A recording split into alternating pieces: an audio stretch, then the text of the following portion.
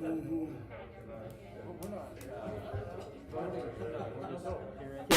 Can you hear me all right? Okay.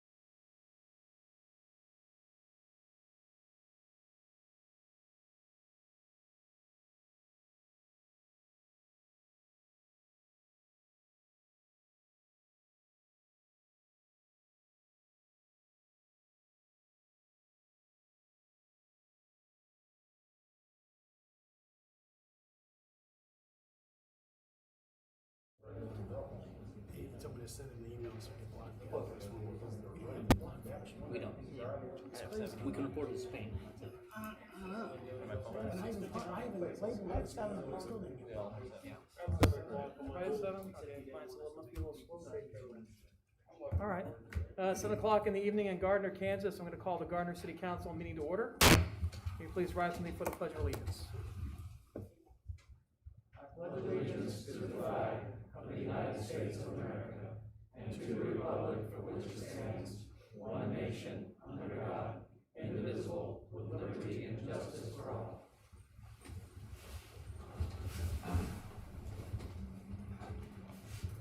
It's great to see so many people here. I really do appreciate this. We're all appropriately socially distanced and wearing our masks.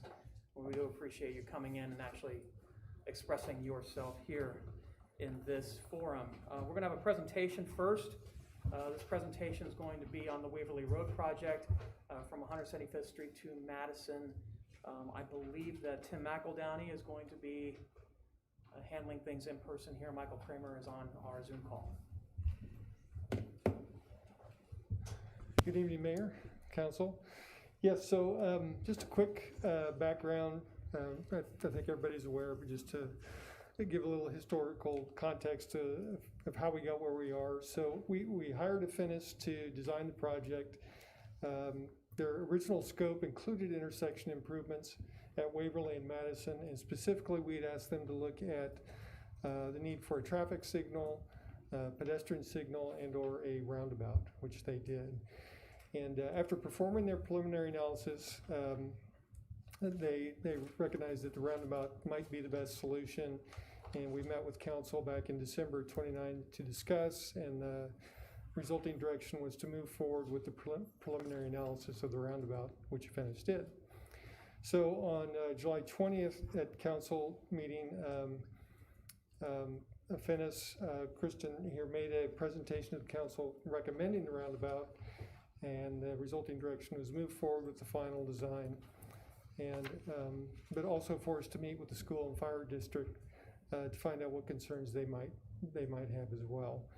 And then on August 3rd, the governing body indicated there were still some concern about the roundabout and wanted to basically take a step back and look at it further, and for us to meet with the fire district and the school, which we did on August 19th. We met with them, basically gave them the same presentation we given at council, and discussed their concerns. Which that brings us to tonight, and again, our consultant, Kristen Leathers Grattan, is here basically to review the previous presentation and maybe provide some additional information, in particular related to pedestrian movements in the roundabout. So with that, I will turn it over to Kristen. Thank you. Good evening, everyone. Okay. Get my buttons here. Okay. And if you could please speak in the microphone. Oh, okay. Thank you. The sound gets muffled with the mask, but. Yeah. I'll try to be clear and actually, succinct. If you.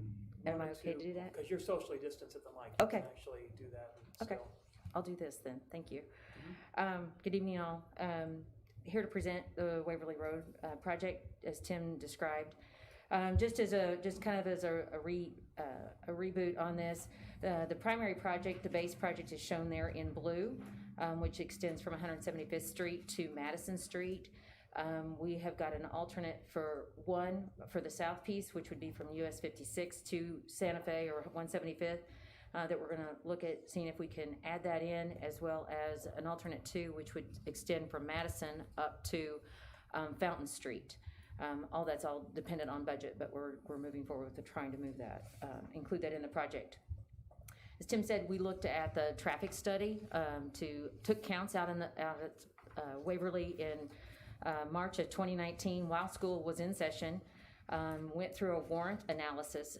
Signals have to meet certain criteria before they can be recommended. The intersection did not meet warrants for traffic signals, so no signal can be installed. That's just kind of a quick summary of that. Adding signals where they're not warranted can add, it costs money to maintain and install, increase delayed intersections, rear end accidents, and so forth, because it's not expected to be there. Big thing I want to focus on here was with the intersection. What we look at is we grade the intersection and determine what the level of service is. And basically, it's similar to what you get in school, A, B, C, D, E, or F, and it's based on the time or delay that you spend in the intersection trying to get into traffic or to make your traffic movement. A is obviously best. You can get there, stop, and get into the queue of the traffic of wherever you're trying to go. F exceeds 50 seconds. So that means you're waiting at the intersection for more than 50 seconds before you can make your turning movement or enter the street you're wanting to enter. Part of the analysis here you can see is this is the intersection as it functions right now. 2020 is on the left side, 2020 plus the new development that is expected to be there in the next 3 to 5 years or within the next 3 years. You can see the level of service on the west or east leg of the intersection decreases quite a bit, while the other legs function pretty well. The leg there that's by the elementary school and high school, you're exceeding 50 seconds in the morning and 40 seconds in the afternoon. We went through with the improvements we're going to make to Waverly, which is to create a 3-lane section on Waverly, which means it'll have a center turn lane that alleviates some of the delays and functions relatively better. You can see still, though, the left turn movements on Madison still have a significant delay, whether that's in 2020, which is on the left, or on the right is 2040, which is 20 years from now. So it just progressively gets worse as traffic continues to grow and the area develops. Fast forward, just quickly here, we looked at, given that no signals are warranted, so we looked at another solution, which would be a roundabout, and you can see here that the level of service significantly improves. While this is the delay of vehicles, it also improves the performance of just the connectivity of pedestrians through the intersection as well.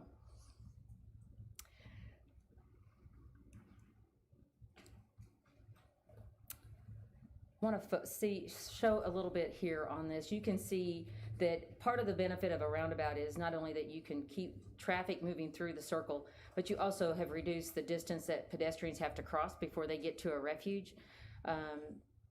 The crosswalks are offset from the center island of the roundabout where traffic is flowing around, and that's strategic. It's supposed to be that way. What that does is it allows the drivers to have a better line of sight of those pedestrians as they're in the refuge island or getting ready to enter into the crossing. Likewise, it gives pedestrians a better line of sight of where cars are in the traffic circle or the roundabout, so they can see them as they're coming onto the lane that they're getting ready to cross. One of the things is, as engineers, we really rely heavily on federal standards, guidelines, recommended practices. Roundabouts have been a proven safety countermeasure as recommended by the Federal Highway Administration. They've been in place for several years, have continued to improve in performance, and the guidelines are well tested. And I think one of the big things to note is that the Federal Highway Administration does recognize that roundabouts improve safety for all users. That includes pedestrians and cyclists or bicyclists. As far as a proven safety measure, I think the big thing with roundabouts is that it significantly reduces the types of crashes that can result in injury or loss of life. As you know, in a traditional intersection, T-bone, people running a stoplight, running a stop sign, end up in a T-bone, which is much more cause for injury, as opposed to maybe a rear-ended fender bender because somebody doesn't slow down enough and bumps into somebody. There are fewer conflict points in a roundabout, promotes slower speeds. That is one of the key things. A roundabout is a traffic calming device. It is meant to slow vehicles. And part of that, by slowing vehicles, you improve pedestrian safety because the vehicles have a better line of sight. Here you can see in a roundabout on the left side, you can see that you have 8 conflict points for vehicles and pedestrians. Whereas in a traditional intersection, you have up to 32 and 24 for pedestrians. So just by the nature of odds, you've reduced the potential for injury for whether it's for a pedestrian, a bicyclist, or a vehicle or driver. And with that is also the reduce of severity of any injuries or accidents. The refuge island is a nice feature of these that has really come a long way. By being raised, it provides pedestrians a place to cross while looking for traffic on one side, get to the refuge island, and then look the other direction to cross the rest of the intersection. As opposed to if we put this in here the way a traditional intersection is designed for a 3-lane, they're going to be crossing 36 feet of pavement, trying to watch traffic in both directions on Waverly because it is not a stop condition. And again, with the slower speeds, vehicles have a better chance of a better line of sight to watch that. This slide here kind of illustrates that. On the left is when you're going at a 15 mile per hour speed, you recognize that you can see pedestrians on the sidewalk, you can see what's coming towards you, a better peripheral of the area. Whereas on the right side, you can see where you have a vision at 30 to 40 miles per hour. You're really focused on where you're going so that you can hit the mark on that and kind of lose sight of what's in the peripheral.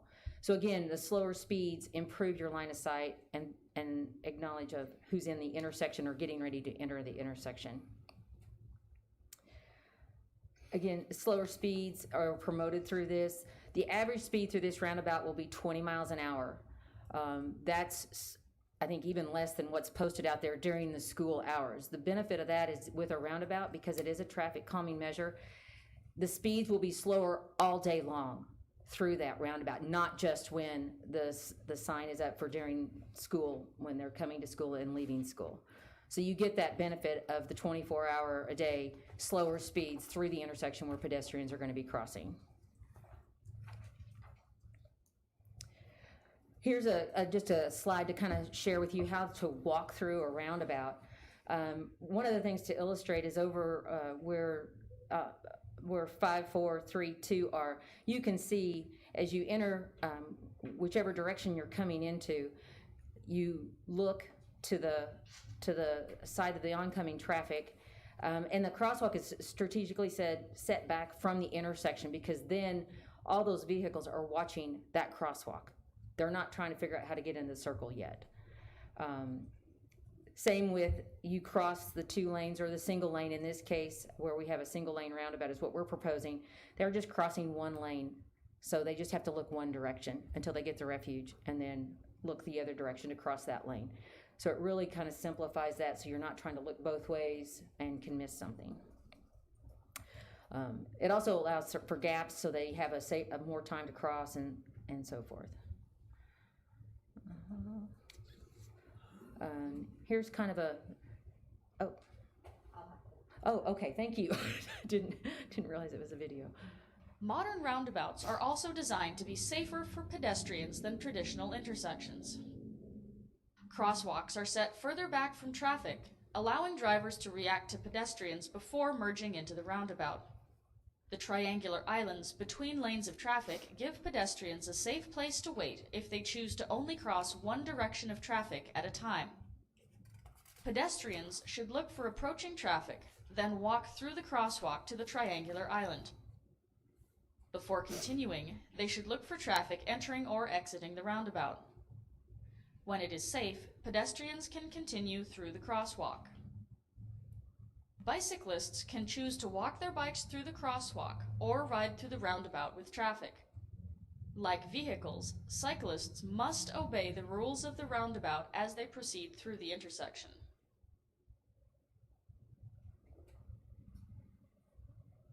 Okay.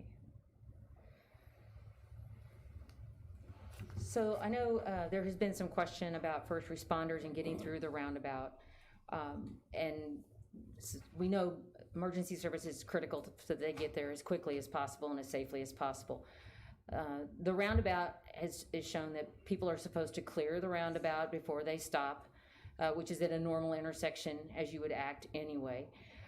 We did look at we did revise the median islands to not be so long, that they are just more of a triangle, to shorten those so that would allow the fire trucks to get through, the police or first responders to get through easily as somebody pulls over. The other thing with the roundabout is we did run, we have a software called Auto Turn that allows us to run the traffic movement, the turning movement of many vehicles, and fire trucks being one of them. We used the specifications that the fire department provided and ran the truck around the roundabout to make sure it would not encroach on the center island. And we were successful in doing that. We've got the right size in there that would minimize their impact of need for crossing over that center island. Also, the center islands are designed to be mountable. So the curb is a low-back curb that you can drive over if you need to, just in case somebody is stalled out in the intersection or so forth, and you need to get around them. You can drive up on that apron. It's a low-back curb and has a pavement around that. So with that said, as you keep traffic moving through there, that they can exit the intersection and then pull over to the side, that would allow the first responders to get through the intersection.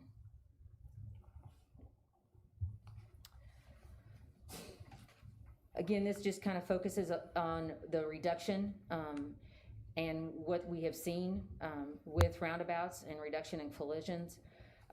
Fatality collisions, it's a 90% reduction, which is really significant. I realize this is not a high accident area, but we don't want to create something that's going to cause accidents. And I believe, or what we have seen is when you don't have a signal, and people, or you have a stop condition like this intersection is with or Madison being in a stop condition, as they wait longer and longer and longer, they're going to get frustrated, and then that's when they try to shoot the gap and try to get out into traffic. So that's a balance act there, and that's when you have the injury accidents that happen, like a T-bone or a head-on collision. And also you can see that there's a 40% reduction in pedestrian collisions, which is a tremendous benefit to this. These are some of the examples we'd shared with you previously throughout Kansas City. And I know the school district had concerns that these were not exactly the same as the situation at Waverly or the circumstances there at Waverly. So we found, this is Clear Creek Parkway in Monticello. This is in Shawnee. I believe it's the DeSoto School District. But this corridor has 4 schools, and I may defer to my counterpart, Scott Crane, who actually his children went to school there. He experienced it as a parent and also can speak a little bit more to the detail about that. But there are 4 schools. They all cross through this intersection to access a middle school, an elementary, 2 elementaries, and a high school. And there's crossing back and forth. The district lines cross over Monticello, which I know was a concern with some of the others, that the boundaries did not call for students to cross the street to get to those other locations. So Do we have a bigger picture of this so we can see the schools? no, I don't believe we do. I don't believe we do on this, though. Sorry. But this is one example. It's a single lane roundabout as well, so that is also an apples to apple comparison to what we're proposing at Waverly and Madison. What's that?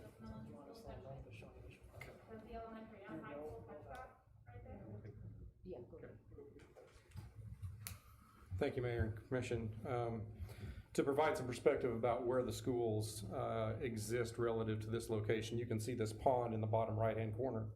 That's a detention pond serving a subdivision. Just on the other side of this pond is Clear Creek Elementary School, and that would be to the southeast of the roundabout. To the southwest of the roundabout, just a little further down the street, is Mill Valley High School, on the same campus with Monticello Trails Middle School. And then if you take the west leg of this roundabout, and I would guess, making sure there's no exaggeration, it's approximately a half a mile to the next elementary school. All of those schools have boundary configurations such that pedestrians headed toward each of those schools have the opportunity and a need to utilize crossings at this location. Just to give you a little background on me, because I think it's relevant here. I spent 8 years as a city engineer. Before, I spent 12 years as the Director of Design and Construction for Blue Valley School Districts, prior to joining Affinis a little over a year ago. Clear back in my city engineer days back in Manhattan, I was in Manhattan when the first roundabout was installed in Kansas. It was in a residential area. So I've been involved in these conversations for now over 20 years relative to roundabouts. I lived about 3 blocks from this roundabout until January of this year. And I put my 2 kids through this roundabout as pedestrians and as young drivers accessing these schools. Pedestrians during school hours are assisted by a single adult crossing guard at this location.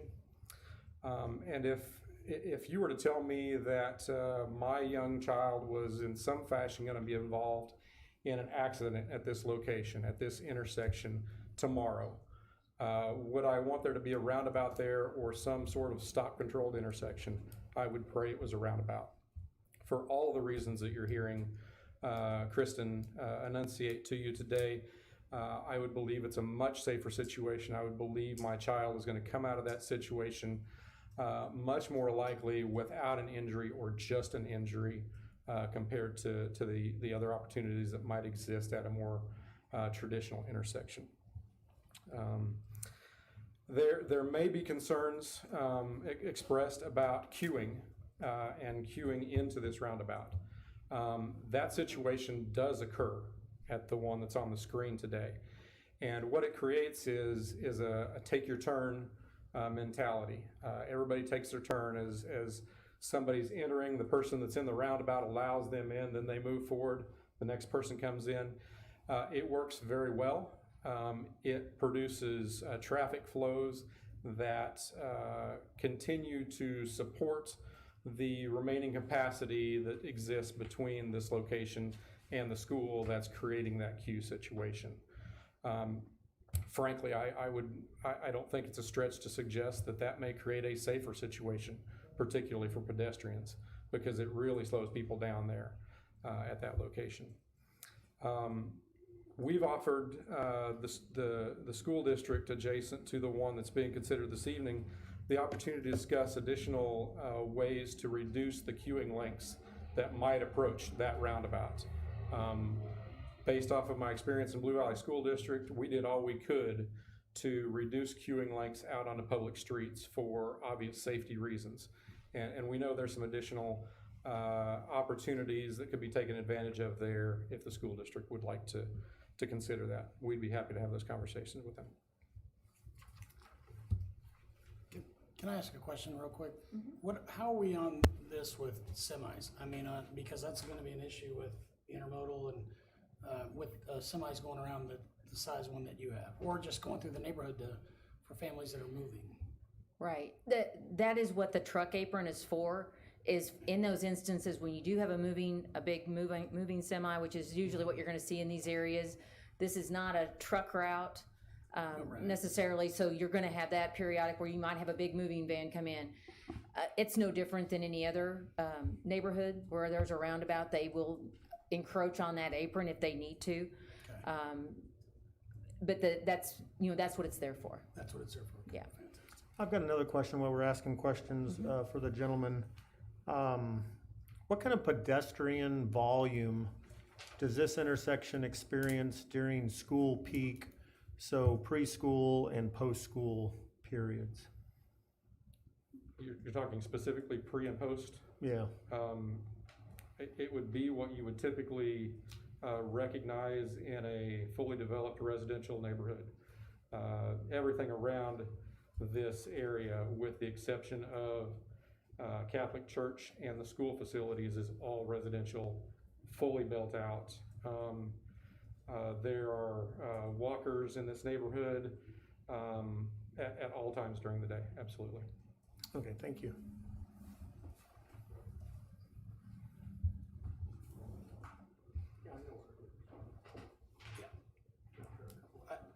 On this one that we're comparing here, I just have to say, I don't think it's in quite the apples to apples comparison based on the map that I'm looking at, because of the separation or distance between the schools and where the roundabout is.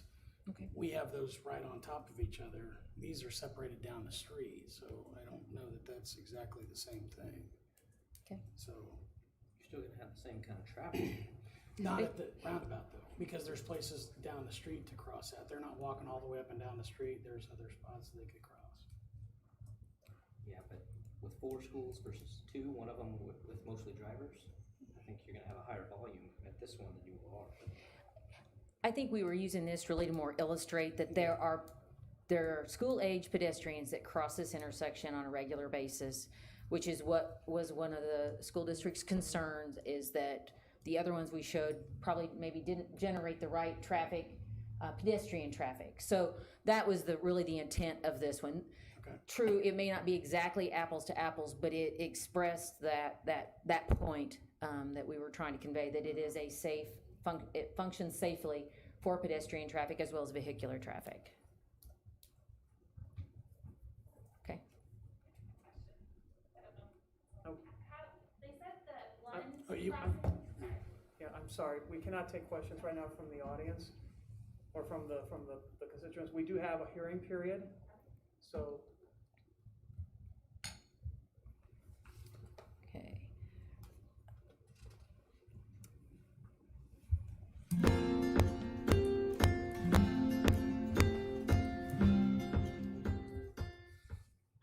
Well, I've been the principal here for 14 years, and it was not unusual every year to get a multitude of phone calls from concerned patrons about traffic, backflow, and difficulty in picking up students in front of the building or dropping them off before and after school. For pedestrians, it was difficult for pedestrians to navigate across the the two-lane road, which was 159th Street for many years. And then certainly students who rode bicycles or things like that.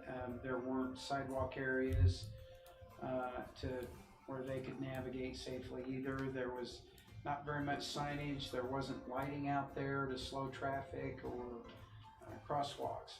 Yeah, the challenges included all of the safety aspects of operating a high school of 1,600 kids. So the times that the kids are arriving at school at the beginning of the day, as well as when they're leaving the school. Also some challenging circumstances around Friday night football games. One of the safety improvements, obviously the roundabouts. People are hesitant for roundabouts. They're new, but a major safety issue with roundabouts is they eliminate any left turn movements. Every car is going right. It eliminates any T-bone accidents. Given the scope of this project, a lot of different players, not only the school district, we went in front of the Board of Education to get their buy-in on the project, but also the parent-teacher organization of Blue Valley High School played a critical role in trying to educate them on what they would see in the future with 2 roundabouts, a very big change for the students and for the parents that have access to that school. So all of those combined created some opportunities for us, and I think our project team did a very good job of communicating with them early and often in order to get this project done. I think things have improved primarily in the area of safety. So the safety of pedestrians around the area, the safety of drivers, both young drivers as well as adult drivers who move through the area. So we're very pleased with the results. Drop-off and pickup have improved significantly. And I think the wait time to do either is significantly less than it used to be. You know, we used to have lines on 159th Street, and that's seldom the case anymore. You know, if there's a line, it's right in front of a building, but not out on 159th Street. Just have a much more consistent, careful traffic flow. You've got 4 lanes, so people needing to get through can get through. Those needing to wait and drop off can do that too. And so it's just much more accommodating than it used to be, and safer for everybody, whether it's pedestrian or driver.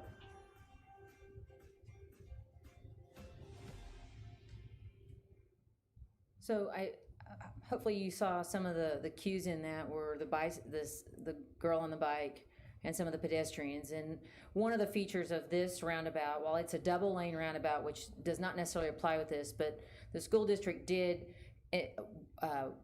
want to have those the rapid repeating flashing beacons installed that would bring additional awareness to pedestrian movements and things. And I think that's absolutely an option to do on this intersection as well, to bring that awareness as people get used to that. So that's always an option as another feature to add to that.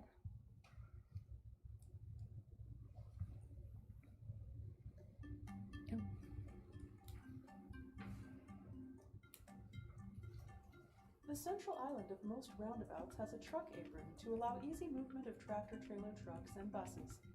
The truck apron is a paved area, usually separated by a mountable curb from the circulatory roadway. It gives trucks and other large vehicles extra room to navigate while still controlling passenger car speeds. This roundabout in Bend, Oregon is used by many tractor-trailer trucks and school buses. The truck apron is nearly flush with the roadway, allowing trailer tires to roll over it. Roundabouts are typically large enough for emergency vehicles to travel fully within the circulatory roadway, as shown here in Encinitas, California. The rear tires of large emergency vehicles, such as fire trucks, can roll over the truck apron if needed. While the curvature of roundabouts increases travel time to navigate the intersection, emergency vehicles often experience similar delays at other types of intersections, because queues there are often much shorter. This residential roundabout in Wisconsin is navigated by a fire truck, which does not need to use the truck apron. Truck aprons can be designed with smooth curves, as shown in this Nebraska example.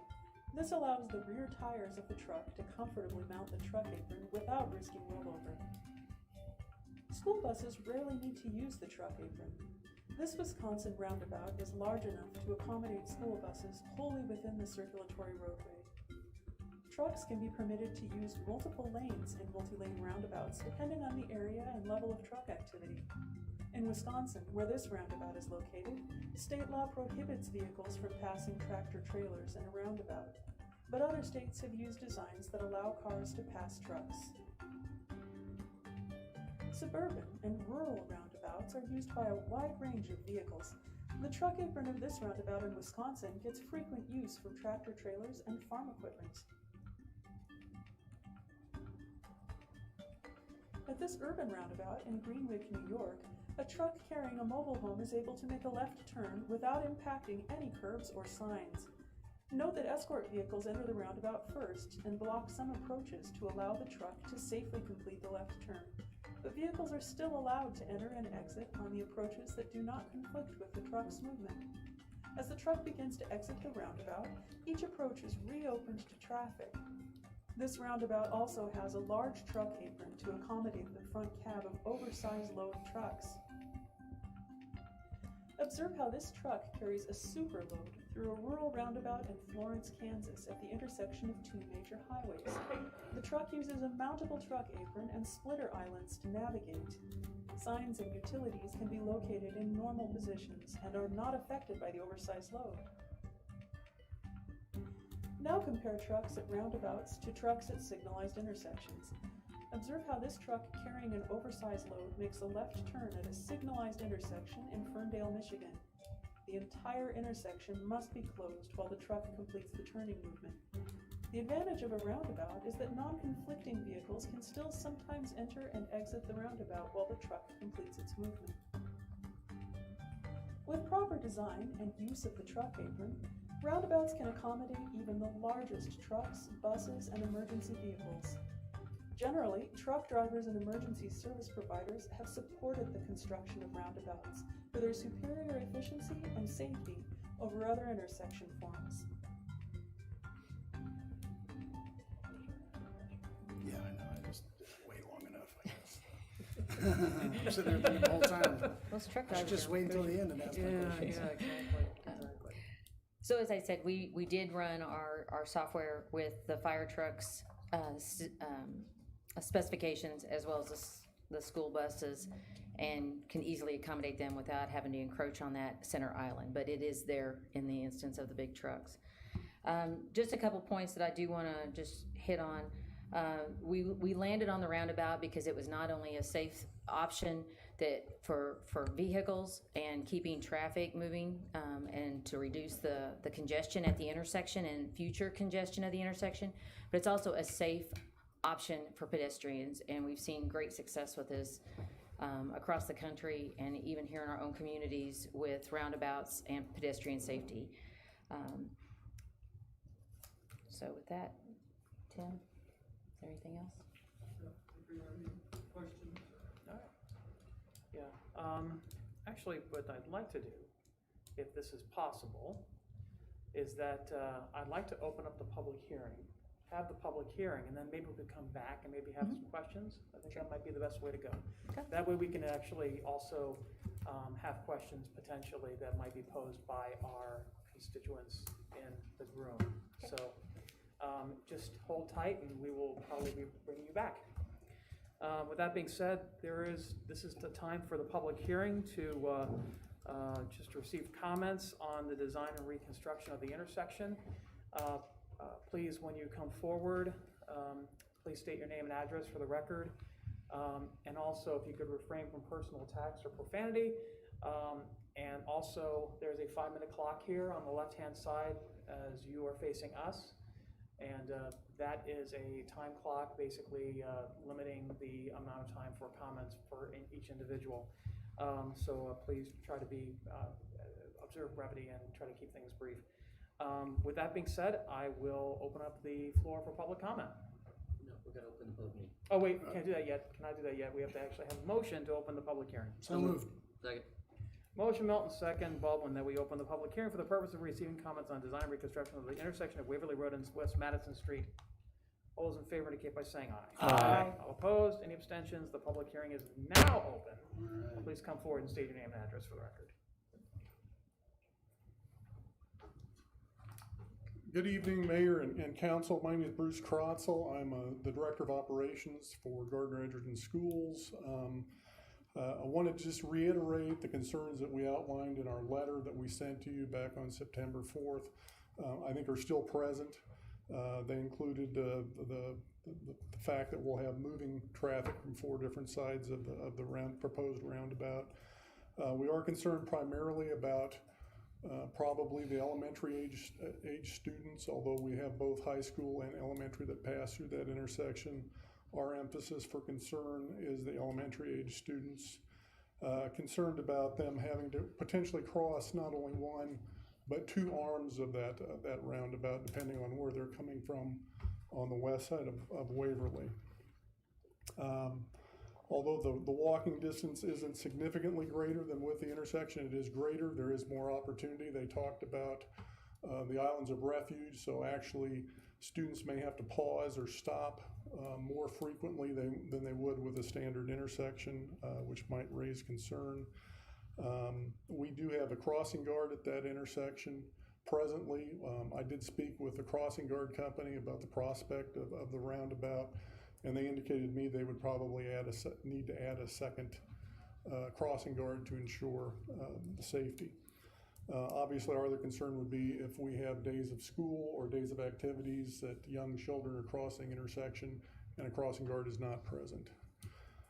In relationship to the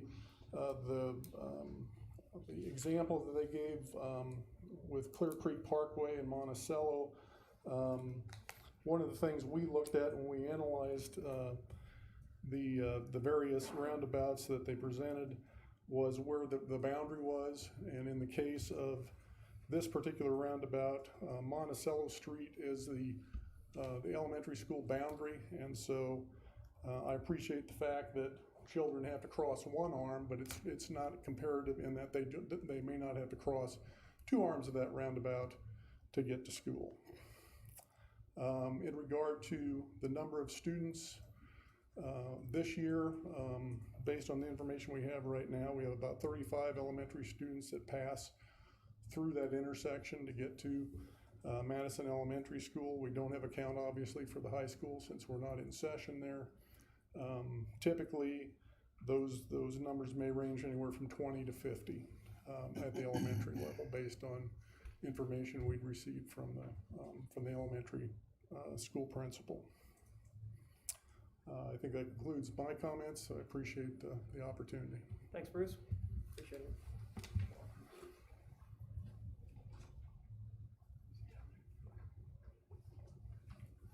Good evening, my name's Al Sanchez. I live directly behind or on Waverly, behind or across from Madison Grade School and catty corner to the high school.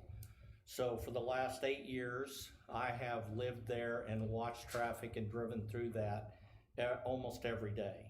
And I think the one thing that's important about the roundabouts is that there's 2 factors. There is the traffic lane and there is traffic density.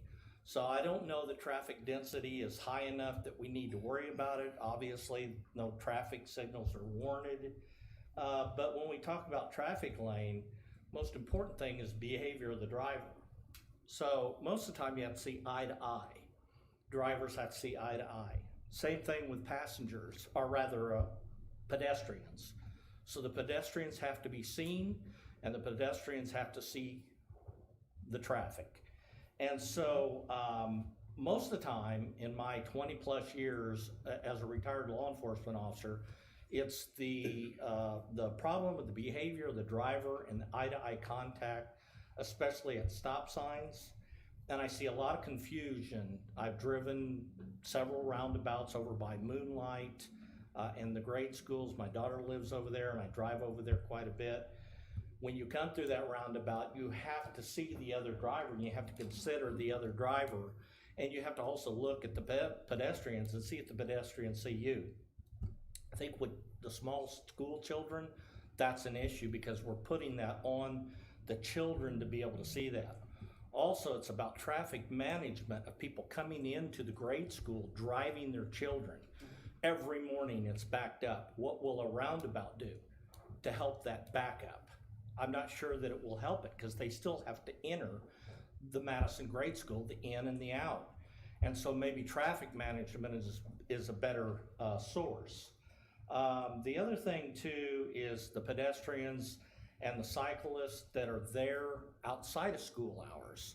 So are we going to be able to handle, and there's a lot of people walking and a lot of people moving from the east side of Waverly to the west side of Waverly there at Madison.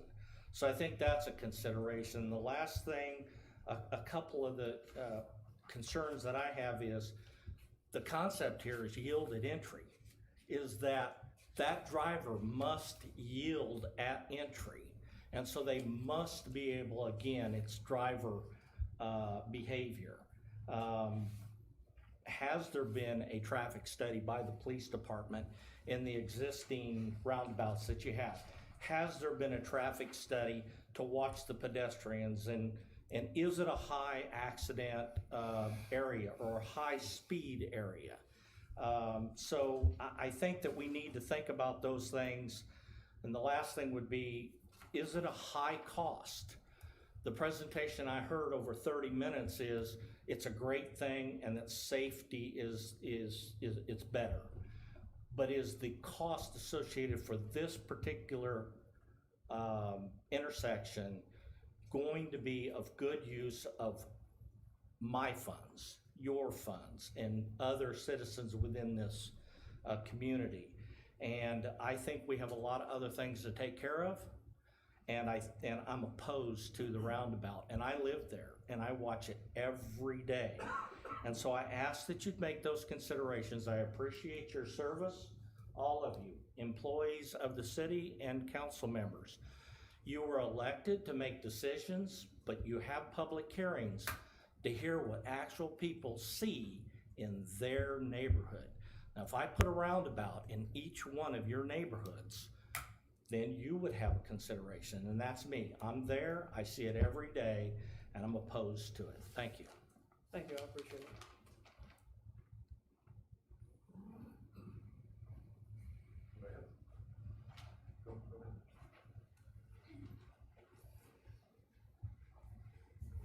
Hello, I'm Melissa Hershey. I live at 301 North Pear. Thank you, Mayor and council people. Obviously, I'm here today as a concerned citizen. Certainly, when the information came up about the roundabout, I did my own research and I didn't find a lot of information about how it affects pedestrians, so I'm glad that the research presented today did show it was a little bit better. My question and concern is mostly about the crossing guard. Since the walkways are moved back, I was just wondering how one crossing guard could possibly be like, oh, hey kids, way over there, hold on. So if 2 is included in that, that would make me feel much better. But yeah, so that was just kind of my question, how that was going to work, and if there would be a guarantee of 2 crossing guards as the other proposal had. So that was it. Thanks. Thank you. Appreciate it.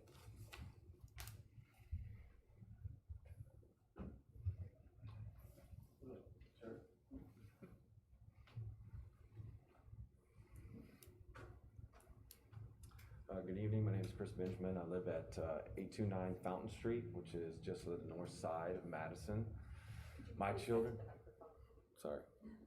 have been going to Madison in high school since 2010, and I've walked them on that intersection for the last 10 years. And I can see the intersection from the back of my house currently.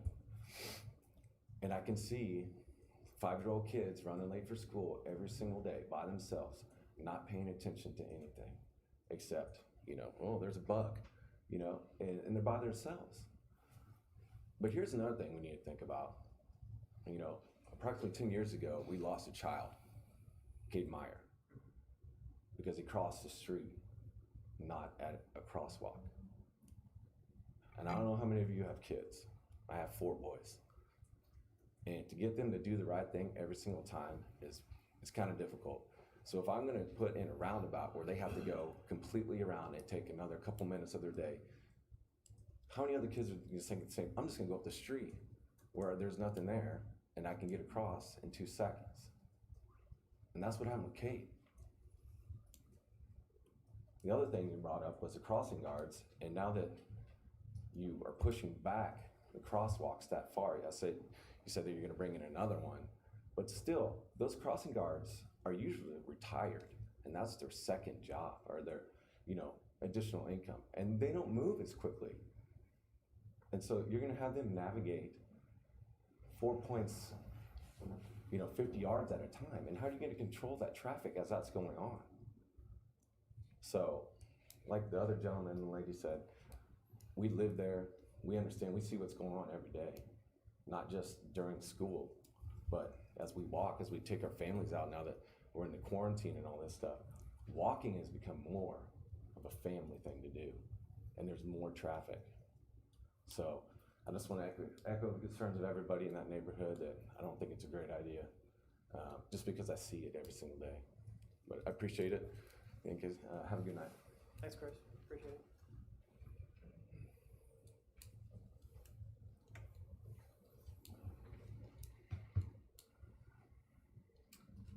Good evening, ladies and gentlemen. My name is David Bender. I live at 17140 South Walter, and I've been walking my kids to school for the last couple of years. Actually, the first year my daughter was a kindergartner, I tried to train her, like most parents do, give her some independence. And the crossing guard failed that day, and I watched my 5-year-old dart across Waverly in the rain between traffic. It was scary. So I've walked them to school all the way to the school every day since. And my concern is that the roundabout is merely a yield, right? So currently you have 2 stops. My children, even though they're very young, know what stop is supposed to mean. It's red, you stop your vehicle, everybody looks. A yield sign is an unwritten policy to keep right on going. You're supposed to yield for pedestrians, but most, especially the 16-year-olds, 17-year-olds going to high school, they probably won't do that. They're still learning to drive themselves. I've seen pretty much everything at this intersection. Like I said, my daughter went across once without the crossing guard. A high school kid showed off, took out the sign into the road ditch during school. I've seen this morning, car chase went through there. At least the police called off the car chase before the school zone, but that car went through there about 65 while I was standing there with my kids. So something needs to be done. I think a stop sign or a stop signal would be much more efficient because it makes people stop. Even if you're making the left turn, even if you're making the right turn, people can blow through it, of course, but still 20 miles an hour, hitting a 5-year-old is gonna hurt that 5-year-old. But 0 miles an hour gives them half a chance. So I'm just encouraging you to think about the kids more than the traffic in this case. I know traffic is gonna increase. There are developments coming and we have more to talk about in the coming years, but I think right now it's really important to think about the kids. And I've seen a lot of kids going through there. I take my kids through there. I won't let them go on their own yet. They're still pretty young, but anyway, appreciate your time and just think about the kids more than the traffic if you would, moving forward. Thank you. Thank you, David.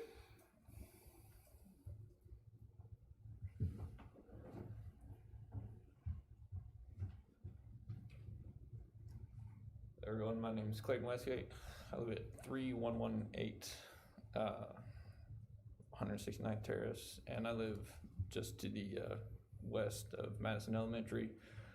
It seems like the main function of this is to try to improve the traffic flow, but the traffic mainly backs up when people are taking their kids to school and dropping them off because the school, the Madison Elementary, is so close to that intersection. Parents are waiting for the kids before they get out of school. Traffic backs up all the way to the intersection. It curves around either direction onto Waverly, and the roundabout's not gonna make any difference because people are then gonna be stuck. You're not gonna be able to get around them. I've got my 2 young boys. One of them's already in school going to Madison, and the other one will be next year. So, the people that aren't picking their kids up that are just trying to get up and down Waverly, they're having to try to navigate around all that traffic. And I don't really feel like I don't know what the answer is, but I don't think your roundabout's in my opinion, it's gonna make it worse. It's gonna compound the issue with the school time traffic. And obviously you've got the high school right there too, so the two schools right there so close to the intersection. Those are the issues that are slowing the traffic down, but the roundabout's not gonna speed it up in my opinion, so that's all I'd like to say, so thank you. Thank you very much.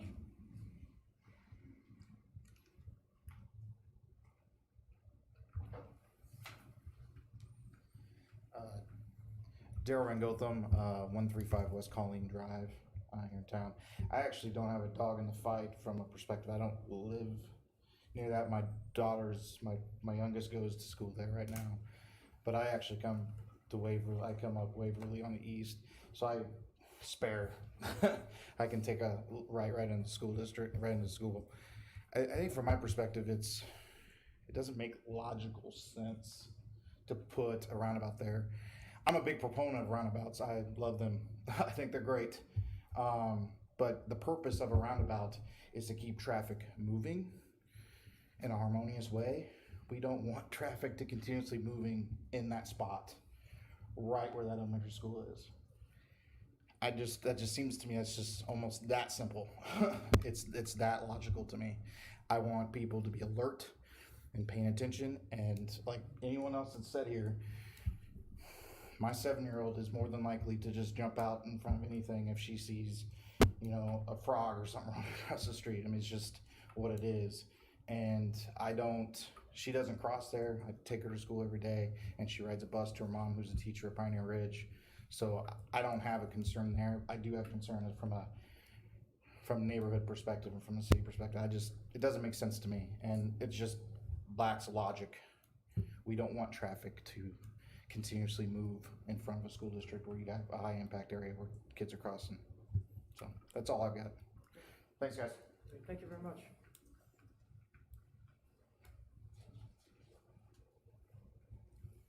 Dennis Myers, Deputy Fire Chief for the Fire District, and I don't know if it's possible to put that roundabout back up there that they're proposing. Maybe be a little easier for us to explain.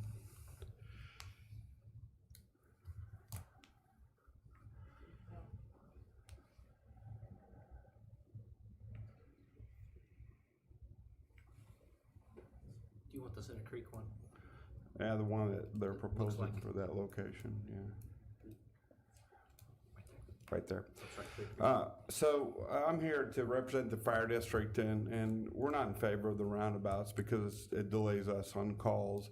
And typically, the roundabouts that I've been dealing with before are usually a 2-lane roundabout. So when we're coming into those roundabouts with emergency vehicles, it gives room for somebody to move over just like a regular street, so we could go ahead and go around it. So if we're caught up, if we're coming down coming down to this says Monticello, this is Norris, but so if we're coming down Waverly and we get red lights and siren and we get somebody caught in that triangle and they see us and they stop, we're stopped right there too, because we cannot come into the ongoing traffic and go around them, because then we're going to be on the other side of the roundabout and we can't make the turn as you come up and turn right to go on around that roundabout. So we're stuck right behind that vehicle until we basically try to push them to that intersection or keep forcing them to do that. And if we wanted to do that on Waverly and make a right-hand turn, look at that curve that we're gonna have to keep pushing that person, because there's no room in a single lane for them to even move over for us to get by. We're not arguing the point that can we make our trucks around that curve, around the circle? Absolutely we can. We're not arguing that point at all. Our point is that with those islands sticking down there, that there's nowhere for the traffic to go when we're coming up there. If that's just a regular straight intersection, at least the people see us, they stop, pull a little bit over to the right, then we move over to the oncoming traffic and go around them, and then we can get in our regular lane and proceed on through it. So I think most of you know that we work off the numbers, minutes to get to somebody's residence. People die within minutes. Any delay for us is not a good thing. And as they said, this is a traffic calming device to slow everybody down to get through the intersection. And I understand that from a safety standpoint. That's not a good thing for the fire service or emergency response. You know, like I said, the majority of the ones I've ever dealt with, from my history, is they're 2-lane, usually, where we can get around the people and go around those. So if we trap somebody on next to one of those triangles or next to those islands, there's no place for them to go. We can't go to the other side and go around them because we can't make the turn then around the end of that island and get going the right direction again. So we're opposed to the roundabout in that location. We think it's a pretty small area that we're trying to put that in. There's not enough room to make it 4-lane. We think it's going to cause us delays. And our future plan is we're going to have a fire station at 167th and Waverly. So Waverly is going to be a main thoroughfare for us to get back into the city from that location. So we'll be dealing with this for several years if you approve it to go in there. That's a problem we have with it. We think it is going to delay us. Again, we work in minutes. And a minute delay, I know in our discussions, somebody said, well, why don't you just turn your red lights and siren off? And well, that's easy to say, but you know, when you got firefighters on a truck and we're going to a house fire with possibly somebody trapped in it and they can see the smoke in the horizon, it's pretty hard for us to tell them to turn off the red lights and siren. And we just can't operate that way from a liability standpoint either. So I hope that explains what our issues are with it. I appreciate the fact they've looked at the design and shrunk those islands up a little bit. They were really pretty long to start with. Would have been a really big concern for us. But you know, if we're going to have a roundabout, we'd prefer it to be at least a 2-lane type roundabout. So we have room to get around the people and they have room to get out of our way. I'll answer any questions you have. Thanks, Dennis. Yeah. Appreciate it.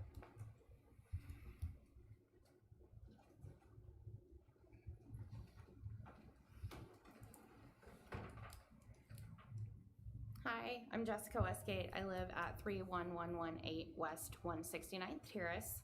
I did email the mayor and every council member this last Friday with some research that I did, questions that I was looking at, just doing my own research on the internet. I heard back from a couple of you, and thank you very much. There are still some outstanding questions. I will say I felt like a fool after I sent that email because I didn't realize we were looking at a 1-lane roundabout. That's ludicrous in my opinion to do that at that intersection. It's not a good idea.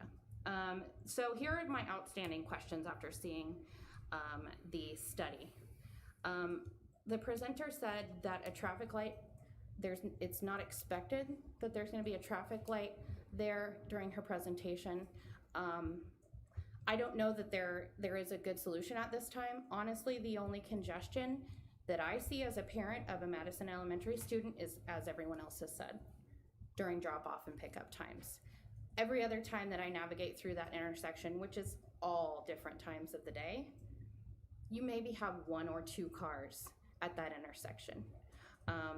I also wanted to bring up that the presentation was done a lot about safety, but we've lived there for over a year now. You've got several other people that have mentioned there's not a whole lot of wrecks happening at that intersection. Is speed a factor? I would say on down Waverly toward 167th, yes, sometimes, but not right in front of the elementary school that I'm aware of. The other thing that no one's mentioned, what about snowplows?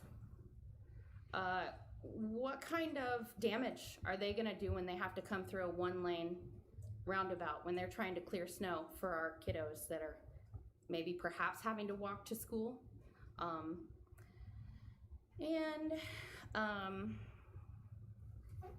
The other thing that was mentioned is a take your turn yield mentality.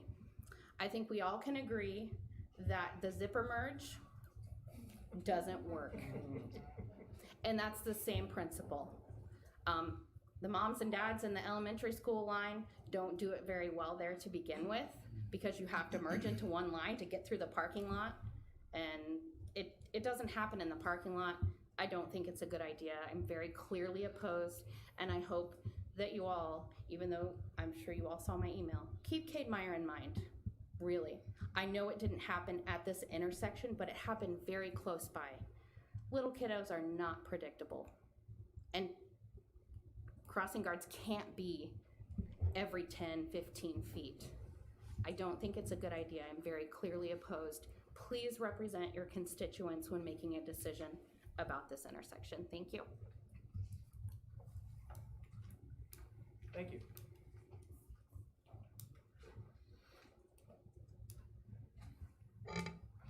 Hello, my name is Jaylene Hickey and I live on Walter Street. And I didn't realize all the pros to the roundabout. They sound very good. But there's a couple of other points that I want to bring up as I cross Waverly 3 times at least a week. It was in the morning hours, a lot when school was happening, when everybody was getting dropped off and there was a lot of traffic.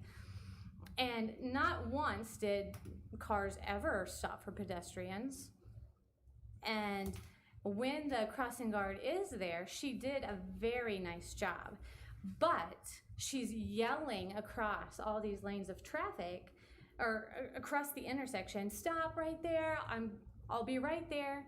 So as it's shown on the screen, I know this isn't the exact line, but I couldn't imagine kids actually hearing her and waiting. So for that reason, at least 2 crossing guards would have to be there. And then if you look at where the cars are coming into the roundabout, if there is a child crossing right there and that car wants to stop and exit right there because it's in a 1 lane, then that would back up the cars. And as you're looking back to make sure that you can get in to the circle, you don't see that that car is now stopped for a pedestrian. And I think that that would cause a lot of accidents often going into the circle. I do appreciate the fact that the T-bone accidents would be cut down, but I think there would just be a lot more accidents happening and possibly into the children who are crossing the road there. My suggestion, maybe, could we look at doing a 4-way stop sign with a median in the middle? That way the kids are still only crossing 1 lane at a time, can stop there in the middle, and then cross again. But that all 4 sides would be coming to a stop.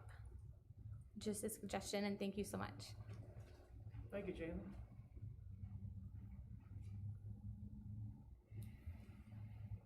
Anyone else? Seeing none others, I will entertain a motion to close the public hearing. Just a moment, Mayor. I had 2 constituents email me. I'm not going to read the complete emails, but I'll give it to Sharon. James Browning is not for the roundabout, and Brett Cooper is not for the roundabout. So I'll hand this to Sharon as I think well. I received the same emails. Yep. And those are going, all the emails that were brought in are going into the record. Yeah, I'm just making sure we're representing. Yeah, I think the city clerk also received an email from Nicole Beaton, who was for the roundabout. Correct. All right. Yes. We'll hold this back over. Yep. I'll entertain a motion to close the public hearing. So moved. Second. Motion, Melton, second, Winters, that we close the public hearing. All those in favor indicate by saying aye. Aye. All opposed, any abstentions?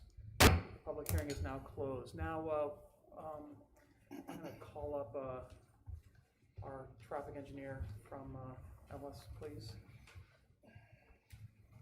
And see if, we might be able to answer maybe a couple of the queries that were, or concerns that were, expressed by some of the constituents, concerning things like the backing up of traffic through that roundabout. I know that that was one of the big concerns that the school district had expressed, was that when people are trying to turn left to go into Madison to drop off their kids, a lot of times that traffic will snake all the way back into that intersection and then through that intersection north and south. Right.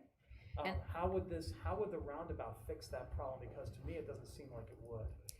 Well, that is still a potential that it could happen, and I think Scott Crane, my coworker, mentioned that there are things we can do or offer suggestions on the school's campus to improve internal circulation.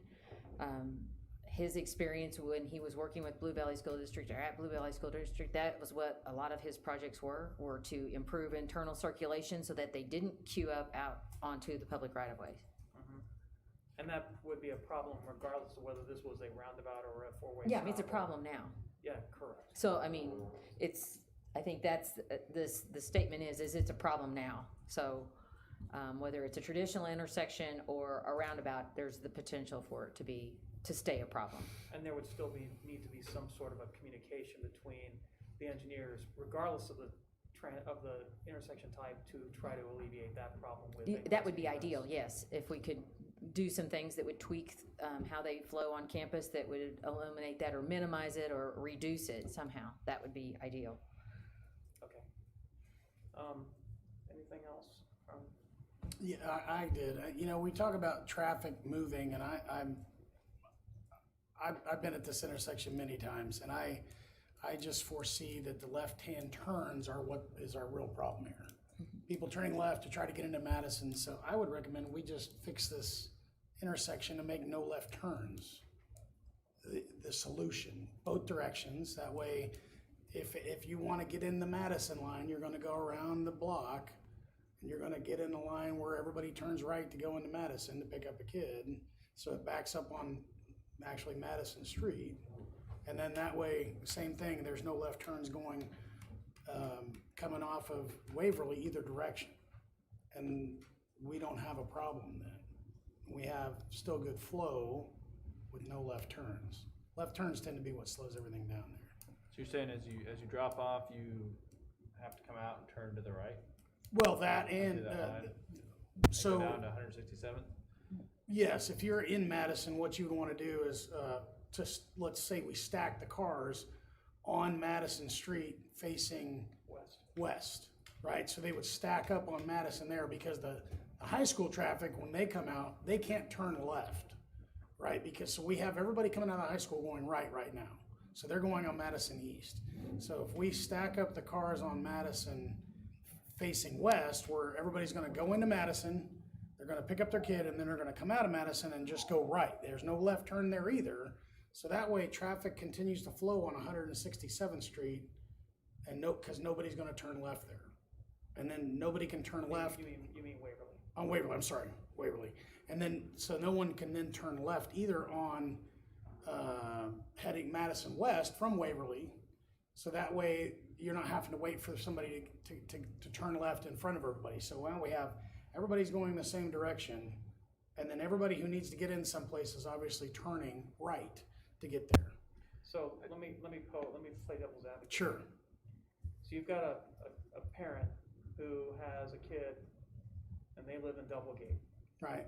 Okay? They're coming east on Madison. What you're saying is that parent, instead of going further east on Madison and trying to turn left into Waverly, into Madison Elementary, they're gonna have to go all the way around the block to go west on Madison to turn right. Well, what we should do, if you want to know, I'm going to tell you, and I got that solution too. So the ironic thing is the best roundabout I've ever seen, right? And this is from a guy who doesn't like roundabouts, is the one over here on Grant, because I would come out of TRMS in the morning, I would go right, I would hit that roundabout, turn around, come back the other way, and then go down to Moonlight. So we could effectively do the same thing with another roundabout on Madison up further up, where there's no kids crossing and everything, where people could go up and then turn around and stage. So you could actually, that person coming from Doublegate could be on 175th, right? That's what we're talking about. No, they'd be on Madison. That's what I'm saying, but they got to start out at Doublegate on 175th. Let's say that, right?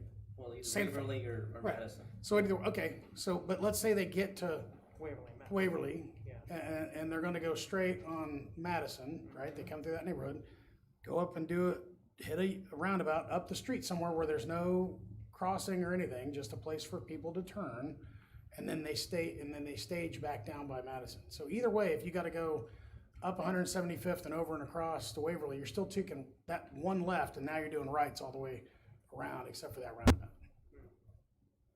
I can draw it out probably better than I I'm can not a explain. traffic engineer, but that seems kind of confusing to me. What about just a four-way stop, like Jaylene mentioned? I had written that down before the talking. And we did analyze a four-way stop, and that is an option.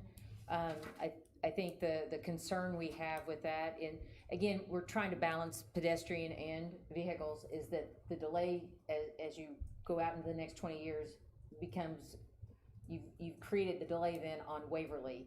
So then you're gonna have people queued up on Waverly as well as on Madison. We have that right potentially. now. I mean, that's the thing. And but it doesn't alleviate the congestion. So, and the congestion is, as a person who sat there many mornings, people trying to turn left. That's what slows everything down, because then all the people. I've seen it. So.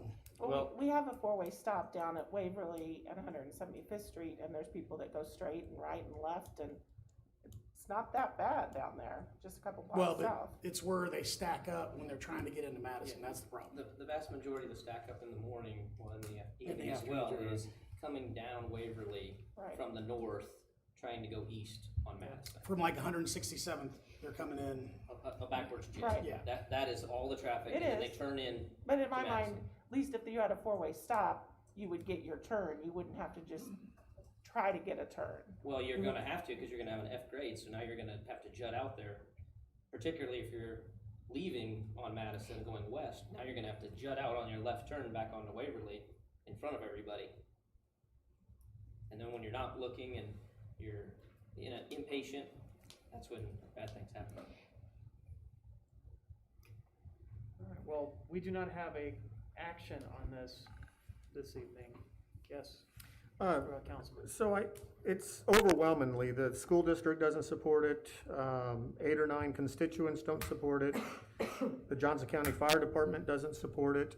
So I guess what my question would be is, if we move away from the roundabout, what is the threshold, or what's the timeline to put a 4-way in, and how does that affect our CIP and all the dollars downstream? I don't think We could put 2 signs up tomorrow. Yeah. But I'm talking lights. No, It's not gonna have lights. Okay. It doesn't meet that criteria. Okay. No, signals have been ruled out because the traffic flow overall is not gonna support it. Right, okay, good enough. So that's the problem. How do we solve the traffic flow issue while balancing the pedestrian safety without a roundabout, if you don't like a roundabout or others, right? Because the 4-way stop does not solve that problem. No. And we don't have a traffic light, so what's the other option? Roundabout. Rich does have an interesting concept there, like the north exit from the high school, having a roundabout I right know what you're there, talking about, right there. across from the Yeah. cornfield. Because there's no. That's there's interesting. It solves a lot of problems. I'm I mean, and intrigued by I don't that. like roundabouts. I'm intrigued by that. That I would think we be- just need more study then. That would be interesting because there is no pedestrian. No, nobody's pedestrian crossing right access there. The only place you would have it is along the Madison Trail, which would be on the south side. But the nice thing is that, yeah, you're right, you could loop it around and then have the people queuing up to the east of Waverly, which then basically creates, it fixes a lot of the problems that we see becomes a at right that out, intersection. right in, right out. How Right in, does right out, a yeah. roundabout at the intersection we're talking about, or a potential turnaround roundabout, factor into our budget? Well, that's a good question, because I think we do have, the roundabout was included in our CIP, was it not, Matt? I don't know if the roundabout was specifically, but the project budget was $3 million for the construction part. And on the cost comparison that Affin's put together, the base project was about 2.2 million. But then the roundabout was another 500,000. Alternate south is about 872,000. Then the north alternate's 221,000. So if you did the roundabout and all the alternates, you'd be over about 800,000. The Right. Central Highway Fund cannot absorb that. It- unless you do Well, other but projects. that's taken into consideration, we would do the alternates. One of the reasons we were doing the alternates is because we were under budget on the original project. Yeah, Michael Michael Kramer, you were wanting to say something? Yeah, so I did want to weigh in on the budget issue on that. One thing to keep in mind and consideration is we do have significant CARS funding for this project. That contributes to about half of that $3 million, a little bit over, about $1.6 million. So I think that's important to keep in mind, that the opportunity to improve the safety of the intersection is now. And so I think in letting the opportunity go by, we do have to consider that, that funding will be lost as far as the matching funds. A couple other things I did want to mention as well, if you let me, is in Lawrence, they also have a roundabout that's very near a grade school. It doesn't have an adjacent high school or that sort of thing, but is Franklin Hughes Elementary. It's right off Bob Billings Parkway. It's a single lane roundabout. The elementary actually sits on the corner of it. The school zone starts coming right out of the roundabout. We did talk to Lawrence School District, or not the school district, I'm sorry. We talked to the traffic engineers for the city of Lawrence. They indicated that, the district, that roundabout does function very well. They like it better than a traffic signal there. It is covered all 4 legs by 1 crossing guard. They did say that 1 crossing guard works their tail off. It's very busy, and recommended that we do consider 2 crossing guards. And then I believe that our police department has talked to both our crossing guards and then also the Shawnee police who cover the Monticello intersection that we looked at earlier, and maybe able to share some similar thoughts on that. And then real quickly, one of the things that I hear is we want a stop sign because it stops vehicles, or we want a traffic signal because it stops vehicles. That doesn't stop the vehicle. There's no physical barrier to cause that vehicle to stop or to slow the vehicle down. And that's where you do end up with a tragic, pedestrian collision or a T-bone accident. And then there's also on the pedestrians with your stop or with your signal, you still have that free-flowing right turn that still must yield to those pedestrians when they come around the corner. And so I don't want people to have the illusion, and certainly those folks with their youngsters, please don't teach them that vehicle will stop at the stop sign. They're supposed to, and if it's your driver, teach them to stop, teach them to be aware. But please, when you're educating your youngsters, educate them that you make sure they're stopping. Don't step out in front of a vehicle, look both ways. So that's all I had for now. Be happy to answer any questions. Thank you, Michael, appreciate it. Yes, Yeah, so I was just gonna, honestly, I don't care for roundabouts either. I'm with Rich on this, but even, I see all the data, but I go through them and I don't feel like they're as safe as a stop sign, to be honest. And when we've got school board and fire department and everyone else, against it, I don't see why we need to go against that. So I'm just not, I don't think it's the right place for it. And I'd be willing to look at other alternatives, of course, but if you're looking for direction, because this is gonna be on next council meeting. Here's what I'll do. Why don't I drop my little thing and I'll send it to Sharon and she can send it to you guys. I'll do some Microsoft Paint. Melton traffic engineer? Yeah, no, I'm just saying that they can create, I'll send you guys the template. They can make the mastery of it, so. Yeah, but I will tell you, a roundabout at the north entrance of Gardner High School is probably not covered under budget. No, I guess. That'd be a brainer. But that can be on for later. I mean, if we get. Add on to that previous part where I was mentioning, well, this project was over budget. You can always look at your CIP and work with your public works department to reprioritize those projects. Other projects might come in under. I like the way you think. You have time to rearrange things. And we should have our traffic engineer look at the internal movement of the vehicles on school property to make sure that they're doing what they can to help assist traffic get in and out. There's other alternatives like making no left turn from Madison Elementary onto Waverly, and some other things we could do to improve traffic flow. But we need to look at the school district's traffic flow internally to make sure that we're doing everything we can to get people in and out. Yeah. And Jim, to that point, I mean, this firm, they provided a lot of data with respects to traffic flow during the school period, during peak periods. Did the school district provide any sort of studies that had similar data? I mean, I'm just trying to drive to your point that we could reverse engineer it and mitigate maybe the necessity for a roundabout, as obviously the constituents aren't interested.